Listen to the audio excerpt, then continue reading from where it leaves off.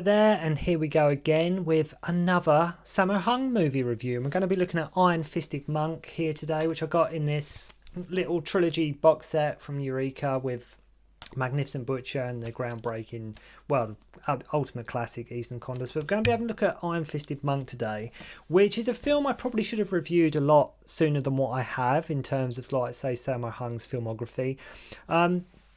Looking at the big guys, directorial debut here, made all the way back in 1977, a film which Sammo Hung co-wrote with Hoi-pang, the guy responsible for helping and coaching Sammo in the art of filmmaking on films such as Hapkido, Shaolin Plot, Lady Whirlwind. He was very much sort of Hoi-pang's sort of protege. Sammo Hung himself learned a lot from Hoi-pang in them sort of early years in the mid-70s. As I say, made in 1977, and like I mentioned many times before, Sammo Hung was pretty much, that's what he learned a lot from this guy, right? He did learn a lot from Hoi-pang, and then Hoi-pang helped him sort of here with this movie with Iron Fisted Monk. And while not a perfect movie, it's it's a more than worthy first effort from Sammo Hung in the director's chair. It does sort of cater to some cliches and some sort of kung fu nuances that we do come to expect in many kung fu movies. But what is great with this film is that it's a wonderful sort of starting point. I think Sammo Hung needed to do this to get himself in that director's seat, in that director's chair, and then after this, all the good stuff started to happen. But Iron Fisted Monk here today. So this film was pretty much Sammo being given a chance to put all the work and like his skills he had learned over the previous years into practice, right? For to be in that director's chair, this is like Sammo Hung production. It's him he's in charge here. He's on directorial duties. I think actually this was the first film that upcoming studios Golden Harvest actually released in Cantonese. I could be wrong, but I think if memory serves, this was one of the first, or the first one they released in Cantonese. I could be totally wrong. Most films before that obviously being in Mandarin. So I don't think Sam had much urge necessary to always be in front of the camera. If you look at this film, it's not just him who can argue as the main lead here. It's actually shared with Chen. So Sammo Hung, obviously aware of his frame, probably aware that he's never going to be sort of the poster boy kind of thing. He obviously was, if you look at this and also Warriors 2, he's sometimes he's the lead, but he shares it sort of with somebody else. It's not just him at the front and center here, but here it's shared with Chen. Even like I say, Warriors 2 is sort of shared with Casanova Wong. I think Sammo may have definitely lacked his leading man capabilities in them early days, something that would definitely change in the 80s, of course. Sammo was working as Hoi-pang's action choreographer, but I think he really did have I think Sammo was getting that itch, that need to direct his first feature, to see what he can do, to see how he could do it, and to just sort of get experience, if nothing else, from being behind the camera. Though the film did do well financially, it doesn't stray too far in terms of plot-wise compared to what was happening in other movies at the time. I think the film did more than okay, but I think where the film sort of maybe a lot of people, not say it's not a classic, but where a lot of people sort of, it just follows sometimes just what you come to expect from a kung fu movie, which isn't necessarily a bad thing, but it's just a lot of other kung fu movies were doing that kind of thing at the time. So the film was definitely showing what a new, it was getting into that thing that a new era was coming, right? And the times they are changing. Some of the balance and tone is a bit off through the movie. I mean, we have a rape in this film. Sammo's character sort of laughing and joking, leaving the temple very quickly. Even the ending with the eye gouging plays more like something like out of a Chang-Chi, a sort of Shaw Brothers movie that happens at the end when, like I say, they take on the villains. More so, let's say, it plays like a Shaw Brothers movie rather than actually a Sammo Hung film. But make no mistake, the Iron Fisted Monk is a great first effort from Sammo Hung. It really is a great, whilst, like I say, not necessarily overly classic, it's a wonderful, wonderful first effort. And it's an extremely, if nothing else, and it's an extremely important part of Sammo's catalogue. If you look much in the same way, if you look at Jackie Chan and Fearless Hyena, whilst not necessarily a perfect film, some people love it. I love Fearless Hyena, but it paved the way sort of what was to follow. Like Jackie warmed up with Fearless Hyena, done Young Master. Sammo Hung warmed up with Iron Fisted Monk, done Warriors 2, you know. So it's like they needed that first film just to get their engines running, get things happening, and then good stuff would definitely follow. And believe you and me, it did. What Sammo also did here was have a great cast behind him with the likes of Fung Hak-on as our main villain. We have James Chen here, Casanova Wong, Chen, and even using Shek before he becomes synonymous with like Snake and the Eagle's shadow. You have to remember as well that it's only a year later that Sammo gave us Warriors 2, as I keep mentioning. So for a first directional effort to what followed a year later, I mean, it's an absolutely amazing feat. I mean, this compared to Warriors 2, I mean, what he took from Iron Fisted Monk and put into Warriors 2 is nothing sort of mind-blowing. It really isn't. So this film, before I begin, almost like a crossover point between Shaolin Plot and Warriors 2. It's a lot of the same people appearing one or the other, and Iron Fisted Monk very much could be looked upon as that stepping stone between sort of Shaolin Plot, if you've seen that movie, to Warriors 2, and Iron Fisted Monk is the film that sort of bridges the gap between their movies. The reason I say this, you only need to look at the opening fight where Sammo faces up against Casanova, foreshadowing what we'd use in the Warriors 2. Obviously impressed with his kicking on Shaolin Plot. That's why Sammo got Casanova here. So as mentioned, the film does follow some tropes. Sammo here is a student over the Shaolin Temple, and right away we get the vibe he is quite mischievous, getting James Chen, his senior, to kick a guy on purpose, or Sammo sort of gambling and betting when eating, getting a guy to sit in some eggs. His name in this rice is Rice Pounder 6. In the subtitle version also, I think it goes by Hawker or something in other versions as well, but Rice Pounder 6 is in the subtitled version. There's a shot very clearly at the beginning of this movie, which I will have to mention, where one of the monks is sort of picking up a grain of like some rice, a bag of rice. And you can clearly see like the shadow of the camera on the ground. Like you can quite clearly see there's a if you look at it, I don't know if you know the shot I mean, but this guy is picking up this bag of rice, and you can clearly see like this camera, the shadow from the sun on the floor. So James Tien at one stage says you won't have your revenge that quickly. So as with many kung fu movies, we always knew there was going to be a bit of a revenge undercurrent here, as there always is. There's always that revenge motif. Student at the Shaolin Temple. Have a nice fight with James Chen and Sammo, one using sword, the other using like the bow staff. While sleeping one night, we get a flashback of what happened before. So at this point, we're not too familiar with why he's at the Shaolin Temple, what he needs to get revenge for. But while sleeping night, we get sort of a flashback, of what's happened before. And as usual, the pesky Manchus, always with the pesky Manchus, isn't it? Just causing trouble. They're up to no good again, this time hassling Sammo's uncle, who owns a shop. We have a monk, played by Chen, who witnesses the attack, what's going on. So this is all told in flashback. Sammo tries to fight back, and obviously no match. I love when Chen intervenes, and he sort of holds sort of 3 or 4 of the thugs all with like one hand, like he's got them in this grip or this lock, and he's able to which I thought that was pretty awesome. In fact, Chen Sing's just sort of holding these bad dudes just all with one arm, and they can't get out of the way he's holding them. So after much altercation, his uncle dies, and Sammo's formed to go to the Shaolin Temple.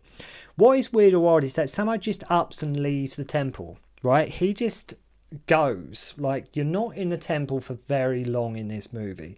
He's like, God, I have to wait another 2 more years before I even get a chance to fight the Wooden Men, going back to, my Shaolin Wooden Men review. So he just leaves. It's like, this is too long. You would think maybe he'd want to make sure his training was, adapt enough. You make sure his training was as good as it can be. But no, he's had enough. Like, he's been there. He's getting impatient. He just up sticks and leaves the temple. In the hands of any other director, the Shaolin segment would have probably gone on a lot longer. But I think Sammo's sort of, right, let's keep the film going. Right, I'm going to leave. I think Sammo didn't want it to move into that territory of another Shaolin Temple movie. Let's have the Shaolin Temple in it, but let's not stay there too long. Let's get out of the Shaolin Temple. James Chen and some monks catch up with him and say that he is banished because of leaving, and they wish him all the best. It's after this that we see James Chen. After this, like James Chen and Casanova Wong, for that matter at all, they're not in the rest of the movie, which is a real shame, because I know Sammo made use of both of them. I mean, I made use of Casanova, obviously, and Warriors too. But Sammo Hung obviously made a lot of use from James Chen in the 80s, like, the villain Winners and Sinners. And, James Chen becomes sort of an element into his own in the 80s, especially into, like, excuse me, a Sammo Hung vehicle. But yeah, Casanova and James, they go. Really shame they couldn't have been used more in the movie. So the film as a plot is about this textile mill, usual stuff. We have Fung Hak-on here, and probably one of the nastiest villain roles he's ever played. I mean, he always is the villain, but here more so than ever. I mean, this guy's he's always a villain, but here, along with Magnificent Butcher, is probably two of his most evil, sadistic roles that he's ever done. Funny likes when they're holding this guy in the market. He says, "Damn Manchus, hope your son is." He goes, they're sort of harassing this guy in the market, and he says, "Damn Manchus, hope your son is born with two arses, as that will keep you busy," which I thought was quite a cool line, which I thought was funny. So basically, they follow this guy in the market, and they follow this girl in the market, and Fong sort of rapes her, and we as an audience have to sit through this rape. Basically, we have to, and it's something. It's uncomfortable viewing, goes without saying, but it does make it's very uncomfortable, and his goons, including Dean Shek, are just sort of outside waiting for him to finish. The drama after this horrible scene, though, does work.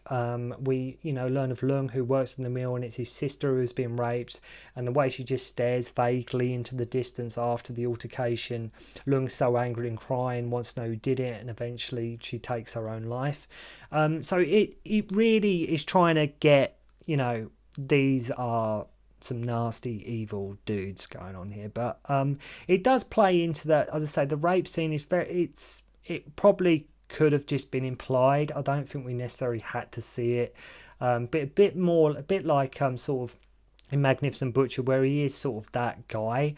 Fong Hak-on always, so not like I say, Police Story, Warriors 2 as well, always the villain, and that's why he was always cast, because he's always so nasty and evil as the villain. So Sammo runs into some of Fong's crew who've cut off that. This is what I'm saying. Not only are they bad, they bully children as well. They cut off some children's hair for no other reason other than they are just arseholes. Loads of people standing around watching and not helping the kids, but Sammo comes in and, of course, teaches the baddies his lesson, even at one point playing tug of war with one of the guys. Lung, who has declared he will kill Manchus after what happened to his sister, goes mad with rage and just runs up and stabs the guy. Sammo didn't want to kill the guy. The guy, Lung, sees it's a Manchu and just runs up and stabs him. So the other thugs come to the textile factory to find out who killed their guy, thinking it was Sammo. And if you look at the workforce here, I think you see, I'm pretty sure Eric Sang is there. I'm pretty sure Lam Ching Ying is there as well. So obviously Sammo isn't there and they just leave. Now I thought with these guys just being arseholes that they would have just at least trashed the place. Like usually in in these films, if they're looking for a guy, they turn up to a place where they work, they usually beat the people up at least, or they trash the joint. They don't do that here for some reason. They're not that bad. Other things they'll bully children, but they will not mess up they do, don't get me wrong, later in the movie, but I thought it was going to happen there, but they don't mess up the textile mill. I thought they would have trashed the place. I mean, it's kung fu standards usually, isn't it? You trash the joint. So Sammo catches up with Chen Sing, the monk who saved him. It turns out that Lung is his disciple. Well, what do you know? Chen Sing, the monk who told Sammo to go to the Shaolin Temple, he's actually the master of Lung, the other guy who stabbed the Manchu who works at the textile factory whose sister was raped. If that's all's making sense. What a very small world we live in. So, of course, our trio goes out for a meal and a drink. And what happens? Naturally, you just go to a brothel. Right? You just go to... the fact Lung has just killed a guy, right? He's just killed a guy, and his sister has been raped and killed herself, and you really wouldn't know it when you look at Lung here. He's on the town having a party, right? So I don't know what, in terms of character, what the narrative was there, because he's meant to be in, he's had this really upsetting, traumatic, life-changing thing happen. His sister's been raped, and she's killed herself, and all this. He just goes to a brothel and he's sort of laughing and joking in these scenes, which, I don't know, maybe sort of suppressing his hurt. I do not know. Look out for Wu Ma in this brothel scene as well. Cheng Sing, although a monk, sneaks in with a hat on. So, of course, the Manchus are there and bump into Sammo, and he's made to crawl through their legs as a sign of humiliation. Love how when he gets outside, Cheng Sing is like, "You shouldn't endure that." And Sammo's like, "What, I shouldn't?" So he calls for the legs, not thinking it's a big deal, and he's like, "Oh God, how humiliating! Like you didn't have to endure that," and he just goes back in and just beats the crap out of him, basically. Even comedy in this scene too, with Wu Ma rocking back and forth, and the guy behind him can't see, and he says he has been a man on the sea for many years because he's just getting used to the waves. There are some of the dialogue they do. Sammo's still putting in some comedy there. So Sammo stacks them up all on top of one another and makes them crawl under his leg. And so Sammo begins to teach the workforce, like at the textile mill, his kung fu. We learn that Fung's character is a big brother and is an official in the imperial court, hence why he abuses his power. Fung gets in some cronies, one of which goes to the mill disguised and orders 3,000 rolls of cloth and says to the owner, "Look, if you don't deliver, there will be trouble." I mean, he even signs a contract. This is how silly the owner is. This guy's like, "I want this 3,000 rolls. If you don't deliver, like the contract," he gets him to sign a contract. "If you don't deliver it, there's going to be problems." So why the owner signs a contract, I have no idea. He really didn't have to. Why not just say, "We'll do our best"? The guy in a roundabout way even threatened you. So Lung goes to get the red pigment and can't get any because that's what they wanted for these rolls. As the Manchus have bought it and they're hiding it so they can't complete the order. And I love how the owner's like, "What shall we do? What shall we do?" Even though it was him that got him into this jam in the first place. So it's just, this owner just did not think things through. If you didn't sign the epoxy contracts, you wouldn't be in this mess in the first place. Sammo Hung, putting two and two together, realises it's the Manchus and goes and steals the die back, and they complete the order. Fung at this point just wants to take over the factories. The villains always just want to take over the factory, don't they? They just want power. They always do. Realising they have been bested, the Manchus just attack the factory anyway and the workforce. Lots of knives involved here and lots of stabbing. It's strange, this film, that there isn't really all that many fights in the movie either. There's not that many sort of kung fu bouts, one-on-one sort of kung fu fights. Even here, the focus is very much on knives and blades. So it's not really exactly like there's a lot of kung fu in this movie. So, you wouldn't go, you watch this enough, but there's fight scenes in it, but none of which you say, that's a classic Sammo Hung fight scene. But many of the fight scenes, it's, as I say, still fighting, but nothing really stands out as such. Lung just survived and crawls back home, only finds that Fung has now raped his wife and murdered his mum. Now, at this point, Sammo and Monk go to mess the Manchus up, right, after, Lung dies. So Lung, basically, for whatever reason, these Manchus just have assaulted Lung's family and just, why him, I have no idea. But anyway, Sammo and Chen Hsing's character go basically to mess the Manchus up. And like I say, the film is very dark and sinister, even for a kung fu movie. Talking of fights, if you watch that end fight, it's much faster. This is what's interesting about this film. The end fight in this movie, it's much faster and tighter than anything else in the movie, and it's a great finale, and you can't help but think of Warriors 2, two fighters taking on the villain being Fung Hak-on, praying mantis style. Even the set in this movie looks very similar to the one they use in Warriors 2. A lot of the fighting at the end is focused on Chen Hsing and not Sammo. Fung's brother joins in, which really serves no purpose whatsoever, sort of his brother from the Imperial Court. Just so they can do like a 2v2 fight scene, basically.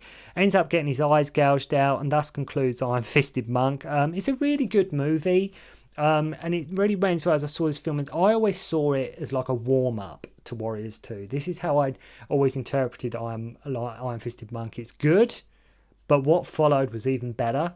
But it's it's not necessarily the best film to start with if you're new to Sammo Hung's, but it's a film that you should watch. I think any filmmakers, their directional debut, you owe it to yourself to watch to see where it sort of all begun. But this leap Sammo took from this onwards over the next couple of years was just nothing sort of staggering. But I think Iron Fisted Monk was something he had to do.